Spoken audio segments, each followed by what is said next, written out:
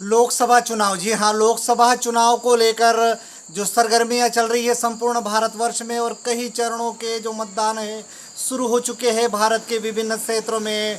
और खरगोन लोकसभा क्षेत्र में जो चुनाव संपन्न होने जा रहा है वो है तिथि 13 मई। अभिवादन स्वीकार कीजिए बालकृष्ण बाबिस्कर का।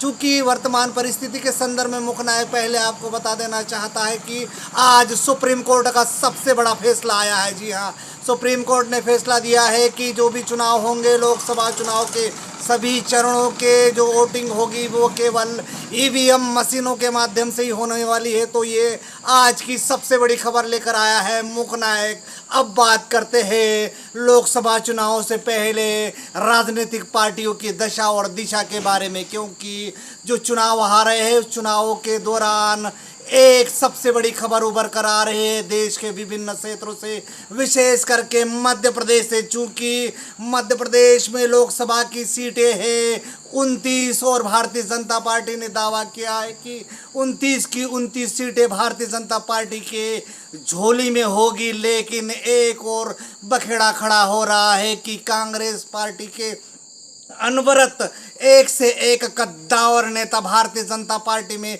शुमार हो रहे हैं। और उसका एक जो वर्तमान का उदाहरण है वो है पांसेमल विधानसभा। जी हाँ, पांसेमल विधानसभा खरगोन लोकसभा के अंतर्गत आती है, और उसमें कांग्रेस के पूर्व विधायक सुश्री चंद्रभागा किराड़े ने भी भारतीय जनता पार्टी का दामन थाम लिया है। ऐसी विभिन्न क्षेत्रों से बड़ी बड़ी खबरें उभर कर आ रही है। लेकिन मुख्य नायक आपसे बात करने के लिए आया है बड़वानी जिले के संदर्भ में, क्योंकि बड़वानी जिले में भी नवाचार हुए हैं। विधानसभा चुनाव के दौरान भी हुए थे, और अभी चूंकि लोकसभा चुनाव जारी है, देश के विभिन्न क्षेत्रों में अलग अलग चरणों में चुनाव हो रहे हैं। लेकिन बड़वानी जिले में इस प्रकार से बड़े बड़े कद्दावर नेताओं का भारतीय जनता पार्टी में शामिल होना कहीं ना कहीं एक बहुत बड़ा संदेश लेकर आया है। तो इसी बात को लेकर हम चर्चा करते हैं। पांसेमल विधानसभा के संदर्भ में उल्लेख कर दिया मैंने चंद्रभागा किराड़े, जिनका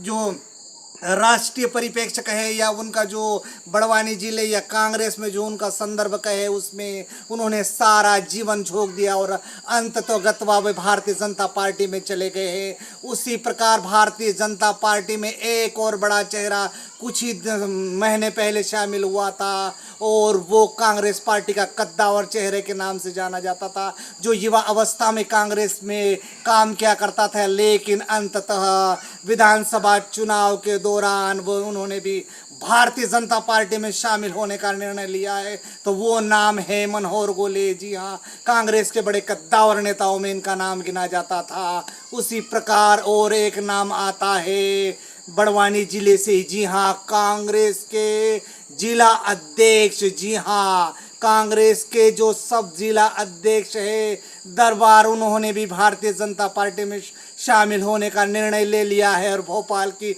धरती पर दल बल सहित जाकर मध्य प्रदेश के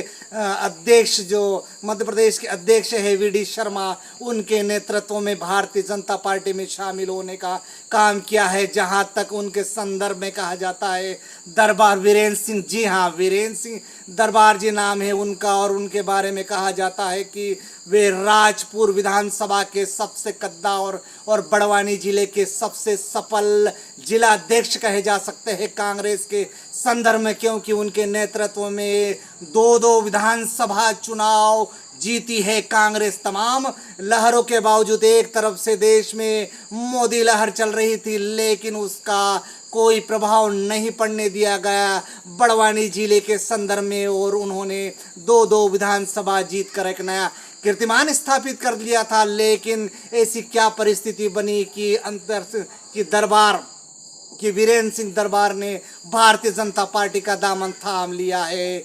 अब नाम आता है तीसरे व्यक्तित्व का। तीसरे व्यक्तित्व थे जिन्होंने भारतीय जनता पार्टी में दामन थामने का काम किया है। इस प्रकार जो बड़वानी जिले के संदर्भ में जो कद्दावर नेता है वो तीसरा और नाम है पूर्व कैबिनेट मंत्री शोभाराम पटेल, जी हाँ, पूर्व कैबिनेट मंत्री शोभाराम पटेल के सुपुत्र शिव पटेल, जो झोपाली के सरपंच रहे और मंडी बोर्ड के अध्यक्ष भी रहे हैं, उन्होंने भी भारतीय जनता पार्टी का दामन थामने का काम कर लिया है। तो इस प्रकार बड़वानी जिले में चंद्रभागा किराड़े पानसेमल विधानसभा से शिव पटेल, सेंधवा विधानसभा के झोपाली गांव से कद्दावर कांग्रेसी नेता मनोहर गोले और विक्की छाबड़ा का भी नाम, जो कांग्रेस के जिनके पिता एक अच्छे नेता माने जाते थे, बड़े नेता के संदर्भ में उनका नाम लिया जाता था, उन्होंने भी भारतीय जनता पार्टी का दामन थाम लिया है। तो इस प्रकार भारतीय जनता पार्टी में एक बड़ा सा नवाचार हुआ है। लेकिन क्या ये मोदी लहर है या फिर कांग्रेसीकरण हो रहा है भारतीय जनता पार्टी का? क्योंकि इसमें एक कयास जरूर लगाया जा सकते हैं कि विधानसभा चुनाव के दौरान भी कांग्रेस के कई कद्दावर चेहरे भारतीय जनता पार्टी में शामिल हुए, किंतु बड़वानी जिले की चारों विधानसभा में से 3 पर कांग्रेस ने कब्जा कर लिया है। तो केवल ये नहीं कहा जा सकता है कि संख्या बल बढ़ रही है, लेकिन मतदान केंद्रों पर यदि फूल यानी भारतीय जनता पार्टी की तरफ उड़ जाएंगे तो सरकार बनेगी, अन्यथा नवाचार होने की भी संभावना है। बहरहाल ये बड़े चेहरे क्या करिश्मा दिखाते हैं, ये तो आने वाली 4 जून ही बताएगा। नमस्कार।